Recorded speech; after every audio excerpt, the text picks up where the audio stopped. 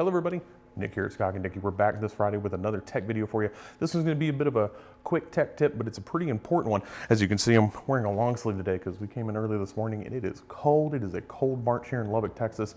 So we're going to make this video quick too, so I can get back to my warm desk. What we're talking about today, pilot bearings. Now we're going to be talking about which ones fit your application, but actually the most important is how to properly install and remove one of these. This is actually why we're doing this video. We've actually seen some horror stories, so we wanted to show you guys which one's which, and then how to get it in and out of here. Now, for those of y'all that don't know, there's the typical. They call it the large pilot bearing here. It looks like a big sealed bearing. Sometimes this is also called the LS7 bearing because that's where it started life. It started life in the Z06s, but they use it for a lot of stuff now, so they usually just call it the large pilot bearing. Then there's this guy, little one here. Most of you have seen this if you've had an F body, 98 to 02, and a handful of other applications used this small one here.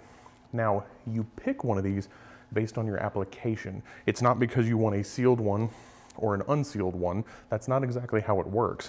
If you actually look at the back of your crankshaft, there's actually two stepped bores in it. The large outer one here, but inside there's a smaller one. That's where this one goes. And that's actually what you need to know. If you're getting a transmission, say like used, if you found one out of a CTSV, GTO, an F body, TR6060 out of a newer Camaro, anything like that, you pick your pilot bearing to match that combination. So you know your transmission is going to match your bell housing by application. This is going to match too. That's how you know everything is going to work and line up and you're not going to run into any trouble. Believe me, we've seen people pick the wrong one. The transmission will not seat all the way to the engine, and then you guys use a impact with your bell housing bolts and try to pull it onto the engine. Please don't do that. It is supposed to slide on easily by hand. We actually just got a photo from somebody had an LS7 block. Those are really expensive and hard to come by right now, and might be from here on out because I think they might be discontinuing that block, and they actually cracked the entire side of that block. Gone. Entire engine had to be pulled out, rebuilt with a new block. That is an expensive mistake for a $20 part. So make sure you pick the right bearing. If you don't know which bearing, give us a call. We'll tell you which one to get. Now, how do you install and remove one of these? Well, simple, just like you would anything else. Usually grab something soft, whether it be a rubber mallet, piece of wood like a spare 2x4, and you tap it in gently all the way flush. It's pretty simple. If you guys have done what I've done and used a socket on like the smaller one so you can get in there, that works too. Be extra careful though. You can really ding or bend one of these up. But pulling it is kind of something unique.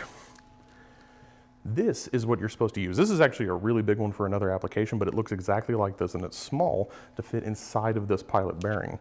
And as you can see here, it looks like, if you ever chopped firewood, it's kind of what it looks like. It looks like you split a log. It's meant so when you put it in and tighten it, that expands. So it grabs the back side of the bearing. Then this threaded attachment here, you put on a slide hammer, dink, you pull it out properly. Now, if you're wondering, that's pretty cool, Nick, but that looks expensive and it looks like a bunch of extra work. You're not wrong, but there's a reason for it. See, for the longest time when crankshafts were made, this back pilot hole was just a bored-in hole. The way that the LS cranks are made, and some of the newer LTs as well for you guys that have the new Gen 5 based engines, the back of this is actually drilled all the way through to one of the main holes in the crankshaft itself. Then GM tapped in a plug. It looks like a small freeze plug.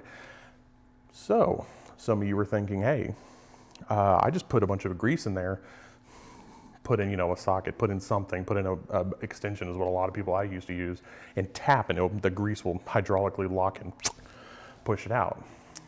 Well, you can't do that. Unfortunately, you can push that plug all the way through. You can cause an oil leak back here, loss of oil pressure. We've actually seen a couple pictures of engine damage. Another one you probably guys have heard of is the donut method. You grab a box of donuts, which I did this morning, but I ate them all, which shouldn't be any surprise to y'all.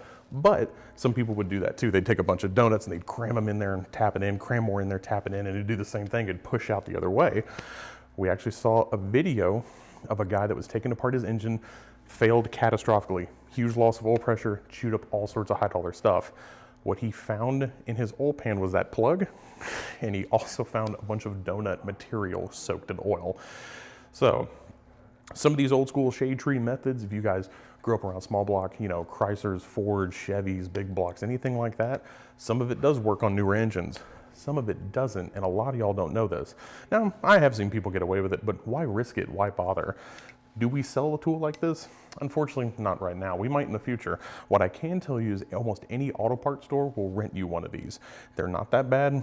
Cost about 50 bucks new if you actually want to snag one online. But if you're just doing one quick job, go to your local auto parts store, rent the proper tool, do it right the first time so you don't let a $20 part and the fact that you wanted to save some time ruin a super expensive engine.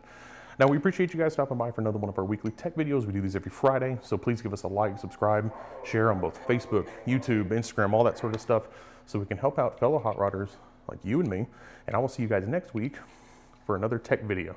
Thanks for stopping by.